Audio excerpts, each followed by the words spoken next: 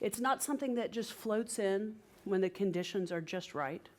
But joy is something that we practice. It's something that we choose.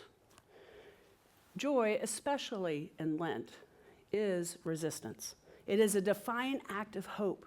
It says, even here, even now in this mess, in this chaos, in this wilderness, in this ache, God is present and grace is near. And there's no better Sunday than this to tell the story, because this joy, this deep soul-level joy, is at the heart of what Jesus is doing in our gospel reading today.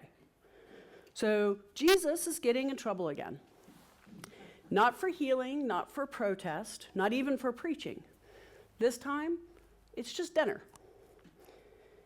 Jesus is sitting at the wrong table. And the Pharisees and the scribes were watching, and what they saw made them mutter, just loud enough to be heard. This man, he welcomes sinners and he eats with them. That was the offense. Not that Jesus tolerated them, but that he welcomed them and that he sat down to eat like they belonged. And in that culture, eating wasn't something that was just really casual. It was intimate. It was to eat with someone was to say, you matter, you're a part of this, and you belong. It was a public act of acceptance. And Jesus just kept doing it with all the wrong people. So Jesus tells them this story, the one we just heard in the gospel, and you've probably heard before, right? We have the man with the 2 sons. The younger one demands his inheritance early, basically saying, Dad, I wish you were dead, give me my money. And he took the money, he left home, and squandered it all, right? And when he hit rock bottom, hungry and ashamed and alone, he decides to go home. Not to reclaim his place as a son, but to beg as a job as a slave. But before he even reached the house, the father saw him from a distance and ran to him. The father didn't wait for explanations. He didn't require an apology. He wrapped his son in a robe, put a ring on his finger, and he called a feast. And then the father proclaimed, "This son of mine was dead, but now he is alive. He was lost, but now he is found." But the older brother, he's furious, right? He'd done everything right. He'd stayed home, he'd worked hard, he followed the rules. And now his father was throwing a party for the one who messed everything up.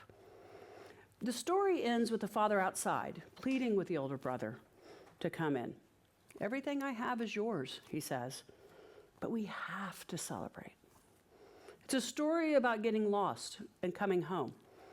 It's a story about resentment and joy and about grace that is so wide that makes rule followers angry. But before we go further with that story, I want to tell you another one. So I actually posted this on Facebook a week or two ago, and I know a couple of you saw it. But it was so perfect for the gospel, I have to share it. So it's about this man with spiked orange mohawk, right? Like his hair's this big, and it's bright orange, and he has tattoos covering his arms, maybe like your priest. But, he has tattoos all over, and he starts to visit churches, right? And he walks in, and, the first church, they say, "Oh, sir, you must be lost. Can we help you, give you directions somewhere?" And he wanted to say, "Yeah, I'm lost.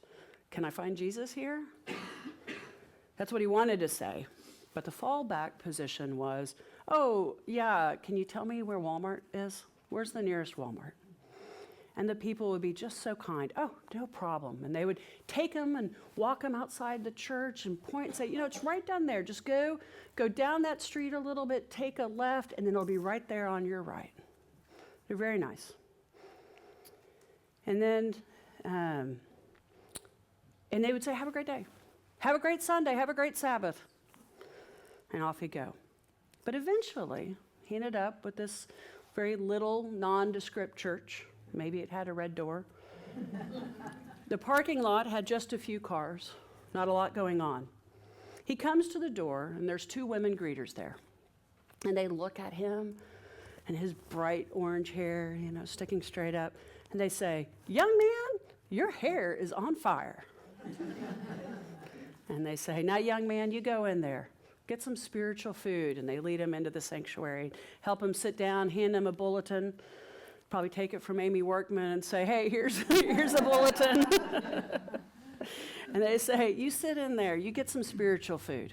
And when you're done, when you come out, we're going to take you downstairs and we're going to get you some physical food too. And you're going to love it. So the message was given, peace was shared, and then afterwards he comes out and these two ladies, they hunt him down. And they say, young man, come with us.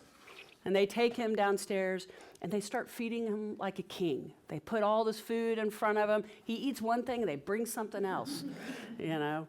And there was one young adult over there, so they walk over and they're like, hey, you see that man? Can you go and say hi to him? She looks and she says, he scares me. I'm not going over there. I'm not going to go talk to him. But he didn't scare these ladies. And just as he's about to head out, he's going up the steps, and the two ladies, they catch him on the stairs. And they say, all right, what's your favorite pie? He's like, I don't know. I mean, I like blueberry pie. And I mean, apple's pretty good. And he kind of goes down the list. And then he settles and says, yeah, you know, I think I like apple pie. Next week, you come back here. And you know why? Because she's going to bake you a pie, and I'm going to bake you a pie, and you're going to tell us which one's better.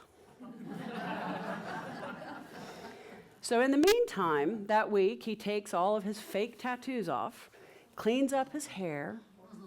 His completely regular hair looks like a average guy. He comes through the door that next Sunday, and these two ladies, same greeters, they look at him, and they say, young man, what happened to your hair? He said, yeah, you know, I cleaned it up and everything. And they looked at him and said, you know, we liked you the way you were, but we'll take you the way you are. These women, they get it. We liked you the way you were, but we'll take you as you are. And that's what we want to do, is take people as they are. This story, it could be scripture. It could be Luke 15, because that's exactly what Jesus is doing when he eats with sinners. He's not throwing some pity party for the broken. He's announcing they are beloved. Jesus says, this is what God is like. He's not a judge with a checklist. He's not a scorekeeper of the righteousness, not a gatekeeper deciding who is worthy, but a parent who runs towards the one who feels unworthy, and throws open the door and says, come in, the table is set and you belong. And it's not to just the youngest son. Jesus makes it clear that the same invitation is extended to the older one. Come in, there is place for you too. You do not have to stand out here alone and bitter. Grace is not a threat to your belonging. It is the only way that any of us get in. And this is who we are called to be. Not the one standing at the door trying to guess who might fit in, and not the one that says Walmart's over there that way when someone is aching for God, but the one who throws open the door, the ones who say, your hair is on fire. Come and get some spiritual food. And the ones who feed people like kings who bake pies. And this is who we're striving to be. It's a church that doesn't need to have people who have it all together before they come in. Grace doesn't come with a dress code or a theology test, but it is where we say and we mean, we like the way you were, but we'll take you as you are. So we can encourage one another towards healing, towards growth, and towards transformation, but it has to start with belonging. And this is true for us as a church, and it's true for who we are as individuals and how we act as people towards other people. And that's the joy of Laetare Sunday. It's not a break from Lent, but a moment of clarity within it. It's a reminder that even as we walk through wilderness, the joy of homecoming is real. That even in our fasting, the feast is being prepared. Belonging first. That's the table that Jesus sets. So come in, the table is set, there's room for you, and there's even pie.